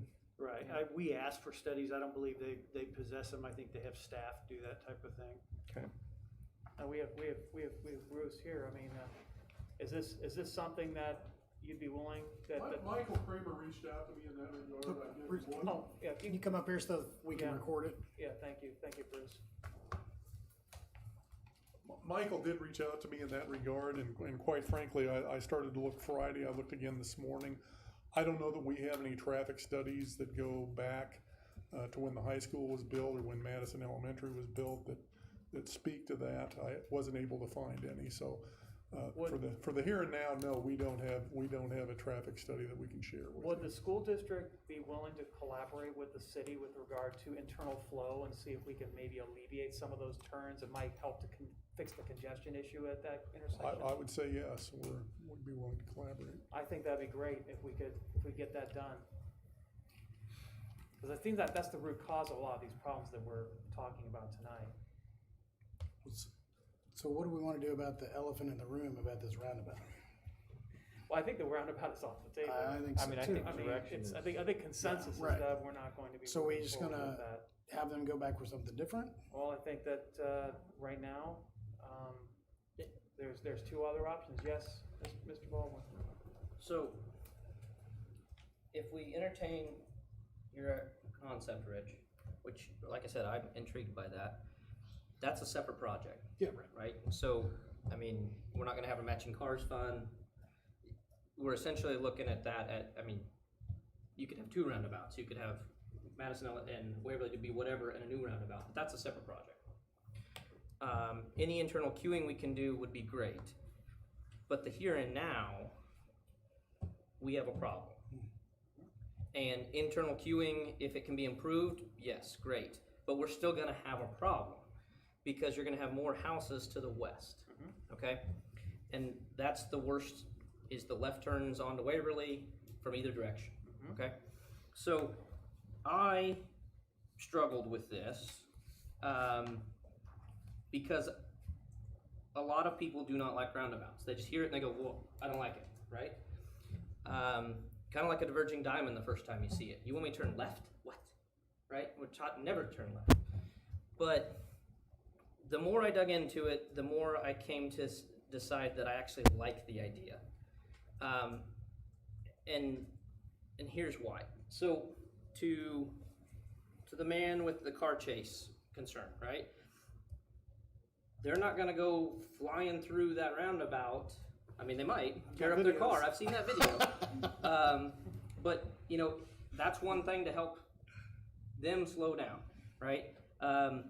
I have a 9, a 6, and a 2-year-old. I've walked 2 of them to Madison. I live just west of the entrance to the high school on the west side. So I see all the kids coming into high school, leaving high school, particularly since I'm working from home these days. I walk through this intersection at least once a week with my family. I drive through that intersection almost daily. I've seen it all. The vast majority of the problem, as I already stated, is Waverly coming down and turning east on Madison. The nice thing about the roundabout is the crossing guard would be to the north of that crosswalk, or at that crosswalk, of course, stopping that traffic. Once that person moves into the island, you know, keep on going, whatever, because there's one car coming. But that car, once it gets south of that crosswalk, can proceed all the way around and do the backwards J movement, right? Or go down south to the high school. that flow there's very little traffic heading out west from that flow. So my children, anybody else's children, if they're coming from Doublegate on the west side of Waverly, they're gonna come up, and the greatest thing about this is they have an island refuge. They can go one lane, looking left, only left, we don't care about right at that point. Looking left, out to the refuge, there's a crossing guard right in front of them, and looking right, with very little traffic exiting that side. It's safer for my children. It's safer for everybody else's children. Hearing everybody's concerns, that seemed to be the overwhelming issue. And the more I heard, the more to me, the roundabout is the safer alternative. If you're gonna have people sitting on Madison upset, and then the person behind them's upset, and the person in front sitting there playing on their phone, and all of a sudden somebody honks at them, what's the first thing they do? Step on that pedal. Mm-hmm. They're either turning left or they're going straight ahead. And if there's a kid crossing then, that's when there's gonna be worse problems. But if they've gotta go around that roundabout, even if they've got their phone, they're gonna put it down to figure out how to go around this darn thing. Whoa, what's going on? The roundabout seems to be an advantage. The two concerns I really had after my research, Georgia has them everywhere, particularly around Atlanta, and have had zero problems. It's phenomenal for them. Virginia loves them. Minnesota loves them. Everybody who put them in, all the studies from 10 years ago with the school districts, they've all been unanimous with it was good for them. My two concerns were, does it make sense cost-wise versus 2 stop signs, right? And the kicker there is we don't solve the problem. So that's off the table, to me. We're not doing a signal, so that's off the table. So you don't have any other options unless we completely do something different like Rich's idea. So I would be entertained to look at that, but I think for this intersection, the roundabout is the solution for this particular problem. We may not like it, but it does the job.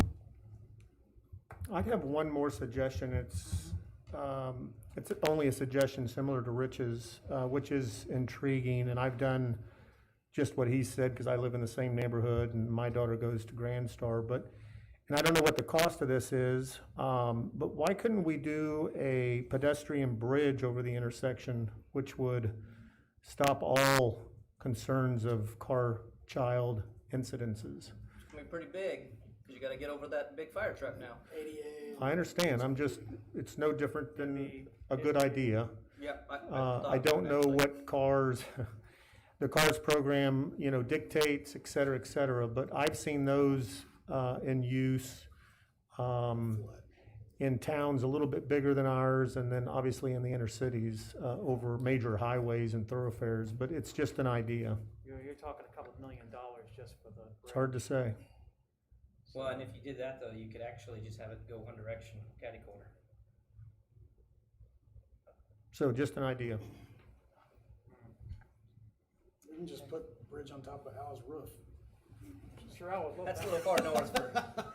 Oh, he left. He's already left. Oh, darn it. I'll have to call him later. Yes, please. Mayor, if I make one more comment. Absolutely. I appreciate that everybody's looking for a solution. And I think we've laid out our argument here. It's data driven. If you don't choose to go that way, we can respect that.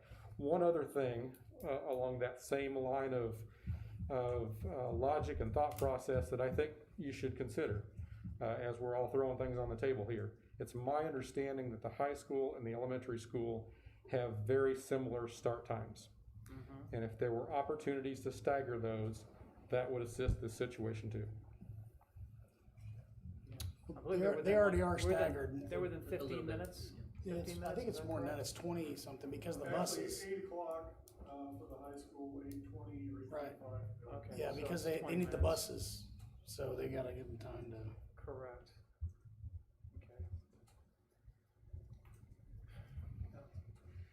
Yes, Tim. Mary, just a couple things as I'm listening to this. First of all, on the suggestion about a U-turn or a roundabout east on Madison, I mean, obviously you can do a U-turn, but that's not really the intent of them. So if we were to consider that, that would take a pretty I mean, that would have to be studied very closely to see if it would even function correctly. I would have reservations that, you know, when you've got traffic going westbound, people going eastbound, trying to U-turn and merge into them, that, you know, that could be even a worse situation. But I mean, I don't know. I mean, I've never seen anything like that, but it would certainly take some effort to take a look at that. The second thing, as far as just putting a four-way stop in, I mean, again, that's not, from the MUTCD, you analyze it based on traffic, you know, for, you know, does a intersection need a four-way stop? And when you put it up and it's not really needed, that's when you run into the issues. And I could see that with traffic on Waverly, much of the day, people wouldn't be stopping because that's where the bulk of the traffic is on Waverly, and then and I think Michael alluded to, you run into the issue where maybe we're expecting people to stop and they're not, because they're frustrated that, why am I even stopping here, that type of thing. So I think that and just one other thing related to the bridge, I think what you see on a lot of those that are put up, unless it's put over something like an interstate, that really people don't choose to use it. Even if you had it, many people just choose to cross the road, just that it's too much trouble to get up over the road. Anyway, I think anecdotally that's just how those typically function or don't function. Thanks, Tim, appreciate it. Any other discussion? Okay. So what's the direction that we're providing? Well, it sounds like the direction's been, the consensus is that there's not an appetite to consider a roundabout at that intersection. So if we're not gonna fix that intersection, do we wanna spend the money on the alternate south, rebuild that road? On 56? I mean, if we're gonna, right, cause we had alternate 1 and alternate 2, so if Madison North is just gonna deal with it, then do we wanna spend that money on fixing alternate 1? Can we see that again on The first slide. slide, please? I think it's important before we move forward with an alternate to determine what we're doing at that intersection. Is the consensus we're just gonna leave it like it is? Sounds like that's what it is. So just a stop sign at Waverly. Well, that's what it sounds like. If you're not doing a roundabout, you have nothing else you can do Stop according sign. to MCT. No, well, you could do four-way stop, but. Not warranted and could be more dangerous per the data. I don't think we wanna do So you'd have anything a that's gonna be stop more sign- dangerous at that you'd have a intersection. Stop sign at Madison, both directions, and leave it at that. Michael, didn't the project, the scope of the project go up to the exit from Madison Elementary? Down to. Certainly we were trying to include that, and as far north as Fountain if we can. So what does that do if we take a 3-lane road up to Madison and don't go beyond Madison? Because we're putting in a turn lane, correct, on Waverly? Yeah, so I think Kristen can probably speak to that there. Yeah, so the 3-lane section, we would have to do a transition. So basically, it would just be a widening there on the north leg at Madison and transition back to match the existing pavement width. So we lose the left-hand turn going north from Waverly to Madison. The northbound, we would, you would still have, it would just be, you would still have a left turn lane there. It would just be, we would truncate it as short as we could, which, again, you need that left turn storage to go into the school.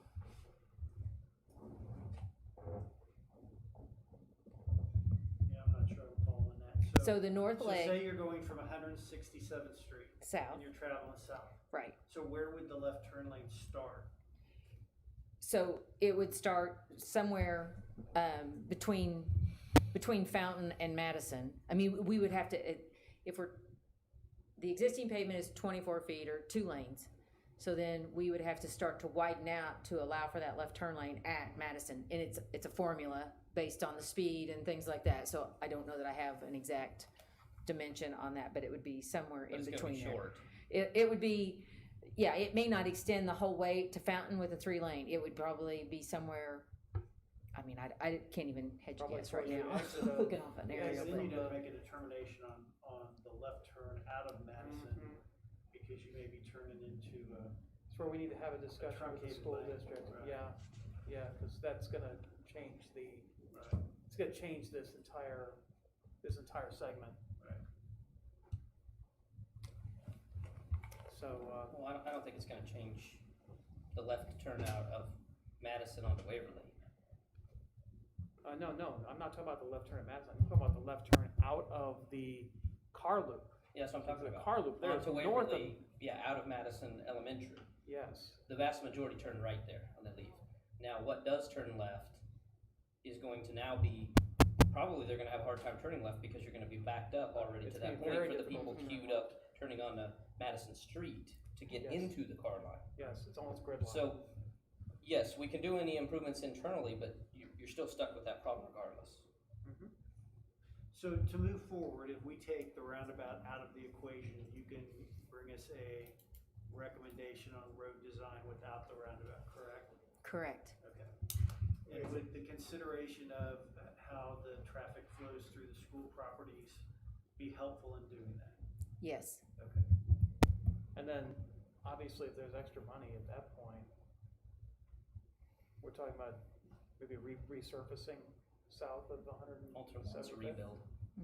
Yeah, that's ground up. Yeah, that's a complete It's a rebuild. It's gonna have to be completely Yeah, redone from the, all right. Oh, yeah. Oh, you're That's gonna why turn when we on? talked about So that what's the, originally. so what's the You're talking about south. budgetary impact of that? Well, if you're taking out the roundabout, and then you're just doing the base project plus the southern portion and possibly the north, I mean, you're pretty much just slightly over project budget, and we can absorb that. So it fits in our budget, for the most part.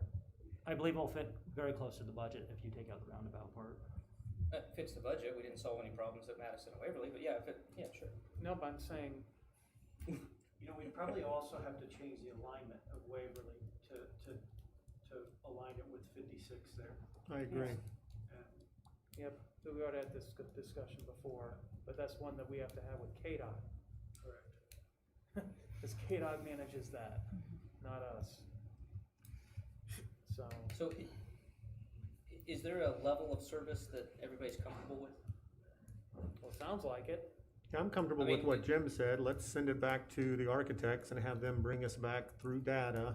Again, we're tabling the roundabout. Right, that's what I'm asking, You know. though. Is there a level, though, that they need to cross? Well, I So, think- instead of an F grade that we have now, Mhm. or will have, do they have to have a B for it to be viable? I mean, let's give them something so they can work with it, right? It's gotta be a C, it's gotta be a B, otherwise, it's off the table.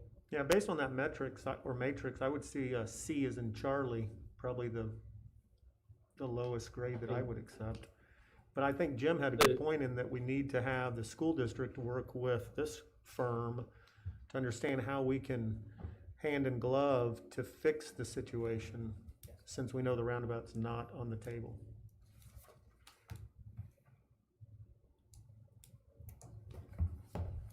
Okay. Sounds Alright. like a plan. Sounds like we have consensus. All right, Man, so, You gonna close the public it's already been comments? closed. Okay. It's already been closed. Yes, we're gonna move on to public comments. all right. Thank you very much to our engineers. Thank you for your presentation. We do appreciate your work on this. Well, thank you for the feedback. And thank you for accepting it, appreciate it. All right, we'll move on to public comments. Members of the public are welcome to use this time to make comments about city matters or items on the agenda that are not part of a public hearing. So we're going to open up the microphone for folks who wish to speak. Again, same ground rules, 5-minute time limit. The clock is over here on the left. Please, no profanity, no personal attacks. You can speak on any item that is not part of a public hearing, which means that anything other than the Madison-Waverly intersection is up for discussion. So please, please come forward. The podium is now open.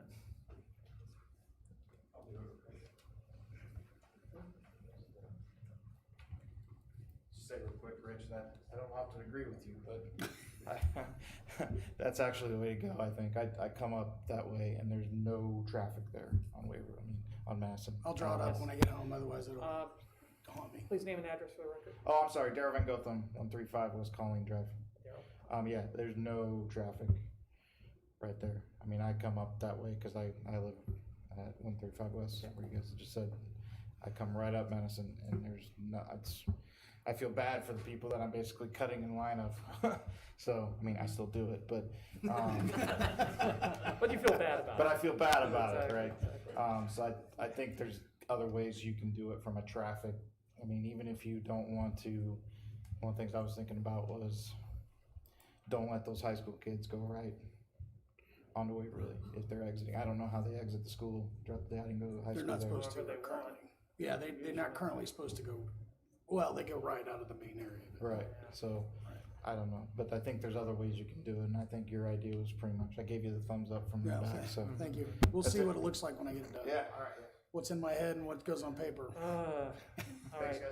Thank you, Daryl, appreciate it. All right, anyone else coming forward for public comments? All right, seeing none, we'll move on to the consent agenda. Is there any member of the council who wishes to remove an item from the consent agenda? Seeing none, I will entertain a motion on the consent agenda. Second. Motion, Gregorczyk, second, Melton, that we approve the consent agenda. All those in favor indicate by saying aye. Aye. I'll oppose. Any abstentions? What do I just do that for? I don't know. Consent agenda passes. You see, someone said to me I needed to use my gavel more, so I'm going to use my gavel. Only At the when it's right time, appropriate. Mayor. Yeah, exactly, exactly. You know when I'm telling you it's not All right, appropriate. there's nothing on, anything else on the regular business. We're gonna go straight to council updates. Does staff have anything for council? I'm gonna start over here on my right, camera's left, with Tim McEldowney. Probably don't have anything. No, I've had enough. Yeah. Well, thank you, Tim. Oh, you've had plenty. I mean, let's just be honest here.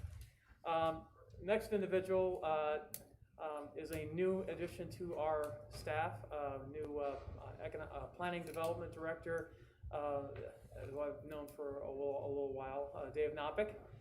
Very nice to see you joined our merry band. Just wanted to give you a quick opportunity to introduce yourself and see if you had anything for us. I have nothing tonight. We have planning commission tomorrow evening at 7 p.m. So. All right. Dave's being very he's being very modest. He's got many years of planning experience and is a real asset to our organization. So we appreciate you and thank you for coming on board. Jason Bruce, Parks and Rec. We had our Gardner Glow event last Friday night on the Greenway. We had about 250 participants. Had 3 different waves, so to speak. Went really well, all things considered. I did want to say thank you to Gardner PD, Fire District 1. We had several volunteers from a couple of groups that helped out with the event. Always can do better, something new, but it was really cool event to see the lights on the trail and so many families and strollers out there, not just participating, but they're also getting their exercise in on the trail, and so it was really fun. So Great, I just want to that's thank awesome. everybody, and staff did a really good job of coming up with ideas and put a lot of work in that day and night. So Thanks, Jason. And how did Smoke on the Trails go? I'll give you a it went little really plug for well. that. Excuse me. It went very well. We had, excuse me, I think around 40. I want to say 48 teams, I think. So down a little bit, but we expected that due to COVID. But there was a lot of safety precautions and things that we had to do. Got more hands involved with sanitizing, cleaning, social distancing, all that stuff. But it was really good event. Beautiful weather. So it was nice to have an event that we didn't have to dodge rain. Yeah, I think it did rain the first day, but it cleared up pretty nice. Yeah, compared to last year with the award ceremony and a torrential downpour. Yeah. And then fall sports started up this a couple weeks ago too. So sounds like things are moving forward and kids are getting exercise. And now we have drive-through boo coming and plan on that. So more details on that will come out next couple weeks. Great. Thanks a lot, Jason. Appreciate the hard work of your team too. Thank you. Gons Garcia, Utilities. Yes, sir. To date, we have installed 700 electric meters. They started installation after Labor Day, so we're averaging a little less than 100. The goal is to have close to 150 meters installed a day. We're projecting the electric meters to be in place by the end of November. That's awesome. Then we'll start with the water meters. Great, thank you. Quick question, if you don't mind, Gons. If somebody has well, everybody has a student at home, I think, that has a student.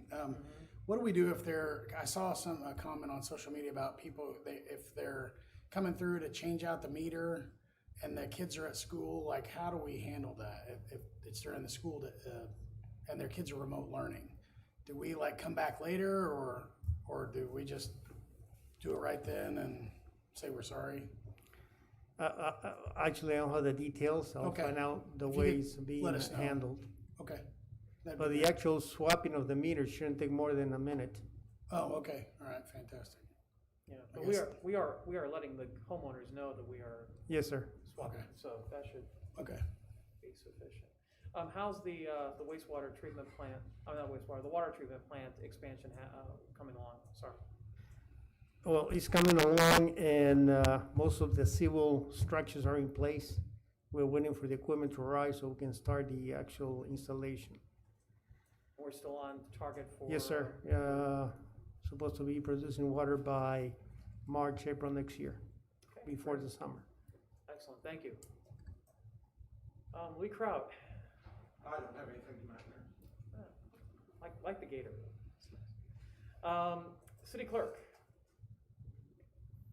I did go back through my notes and noticed that when we sent interview teams for all of the committees, we somehow missed the EDAC. So I do not have an active interview team for the EDAC. So we need to pull together an interview team for EDAC. A volunteer. So, you're always volunteering, Rich. I'm a volunteer, what can I say? I'll tell you. Yeah, you're already, I was gonna tap you as an interviewer on the EDAC. Let me see. Council President Winters, Yeah, would you if be you need. interested in That's fine. being on the EDAC since you're already on the chamber board? Sure. All right, let's go on ahead and just have that then. Council President and Councilwoman Gorsick on EDAC. Sorry, Rich. I know. Volunteer for other things. Yeah, okay. So, we now have that set, and I believe we have a couple of candidates already that we've identified. One. Yeah, I think I might have given you two, but we'll talk afterwards. So, okay, anything else? All right, super. Finance Director Matt Wolf. Yeah, finance has started work on the fall debt issue. You'll see that coming up over the next couple months. Also, this is kind of a unique year in regard to revenues. So we're trying to target the second meeting in October for an update on how our finances are doing. Okay. Yeah, because I think there's been some mixed messages coming out of Topeka about like significant shortfalls right now in Topeka regarding certain aspects of the budget, and that's not necessarily what I've been hearing from other places, so I just want to get some better clarity on that. I don't think it's our numbers that are going to be the problem. I think it's going to be some numbers outside of us that's going to be the issue. Primarily the state. I'm hearing a lot of back and forth about state programs being cut or projects being pushed back. Just fuel tax revenue that they didn't get. Yeah, well, with everybody working from home is huge. that might have a lot of it. The highway funds, I guess, were really, really significantly impacted. So we just need to get some more clarity on that. So that'd be great to see. Thank you. We'll provide an update on most of our major revenues. Okay, great. Thank you. City Attorney Ryan Dank. Nothing for me. Okay, great. City Administrator Jim Prudy. So at the end of the last meeting, there was a consensus that we look at personnel policies as an option to hold members of appointed boards and commissions accountable for the things that we had discussed. Going through that, most of the personnel policies are directed at internal behavior. Amy Nasta did find, and I found out today from Alan Abramovitz, that this policy is disseminated to new employees. But we have a social media policy that was drafted in 2010 and revised in 2014 to include appointed members of boards and commissions.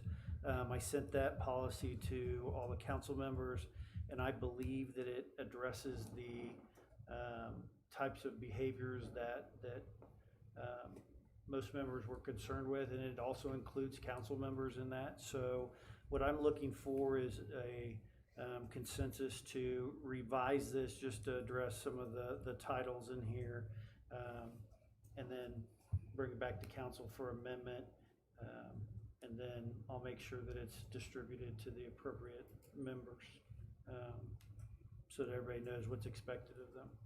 I would be in favor of getting that distributed out for evaluation. Okay. I think there's gonna be some question as to whether or not the members of the governing body will have to be adhering to that same standard. I mean, it does address First Amendment and things like that, but it also, I think it does a really good job of outlining what the expectations are, as far as what information gets put out on personal social media. It's not a hammer. It's really more about guidelines and holding actually holding ourselves accountable for what we do when we represent the city, or we put ourselves in a position where people associate that behavior with a member of the city government. So. Okay. All right. Well, I'm looking forward to it. Thank you very much. I had one other thing. Yes. I had a conversation with City Minister Jim Hendershot from Spring Hill, and there's some mutual interest in drafting a annexation agreement with them from both sides. So we're gonna sit down and the mayor and I had talked to their mayor and Jim probably 6-8 months ago. So we will bring that back to the council to look at. I think as far as boundaries and where we're at, I think there's a clear line of delineation of where everybody wants to be. So I think it'll be a good thing to get that done. That'll be very good. Thank you. All right. Council, do you have anything for staff? And I'm going to start on my far left with Councilman Baldwin. I don't. You don't have anything? Great. Councilwoman Roberts. I have nothing, thanks for asking. All right. Council Vice President Melton. Where are we at with the UTVs and the people giving me messages? Like I talked about council updates a few weeks back, or a few meetings back now, about UTVs on the street, and I thought we were gonna look at that. Remember I brought that up? Yeah, you're talking about like the right. If they have lights and they like pay a the kid fee, cars, they can drive it cars on the street. Do we do anything with that? Let me check with Belcher. Okay, all right. And find out. Okay. I mean, there's. I hadn't seen anything about it, but. Okay. So. I mean, there's certain requirements to make a vehicle street legal. It's Yeah. really not discretionary as far as individual jurisdictions go, so. Yeah, most of the we'll look at it. UTVs meet that with the seat belts and lights and all that stuff. I mean, they'd have to meet it to be able to get the permit, so. Well, they'd actually have to get a license, a license plate. There's some of these other municipalities are doing it, so I think Spring Hill is one that maybe it just done it, and Paola allows it. Yeah, we had this discussion a few years back about golf carts, and I mean, it's problematic to introduce those to the roadway. Yeah. Super golf carts. So. Right. So. But we'll look at it. We'll get back to you next meeting. All right, thank you. And I've lived in Florida. I've seen some souped up golf carts in my time. Yeah, they go 30 miles an hour. But I understand what you're saying, Chief. Yes. Anything else? That was it. All right. Councilman Gorsick. Thank you, Mayor. I golfed at the Gardner Municipal Golf Course this past Saturday with 5 gentlemen, and I just wanted to comment. I know Jason doesn't have a lot of day-to-day touches with the golf course, but I just wanted to publicly say the course is looking great. Great Life and their team has done great. I spoke to Mike and Mark about that. I didn't see Stephanie. But it was a much better experience to play it than drive around in a golf cart looking at tee boxes. So I just wanted to say, keep up the good work, Great Life. They've done an amazing job out there. Yeah. And we had that discussion a couple of weeks ago. We were out there touring it. it was a really eye-opening experience. And then Sharon, thank you for your help through the roundabout study crash course. Yep. Thanks. And the technical stuff. Thank you very much. Council President. Nothing from me, thank you. Nothing from you. Okay. Well, obviously we are dealing with some interesting times right now. I want to say that we've been in this pandemic thing for about 6 months now, a little more than 6 months, and we've had a lot of us have had our lives turned completely upside down during this process and during this time. I want to personally again express my profound thanks to the folks around this dais, specifically the staff who have been doing yeoman's work in the midst of all of this chaos and all of this uncertainty and different, requirements, shifting and revenues totally just out in the ether and having to do projections and other things, or projects having to be delayed or having to be rescheduled, and we've all had to deal with a lot of uncertainty. And so I just wanted to express my profound gratitude on behalf of the governing body for your diligence and your effort during all of this. I know it's been very, very difficult working from home. In addition to all that, we've been working from home. We've been doing odd shifts back and forth from home to City Hall.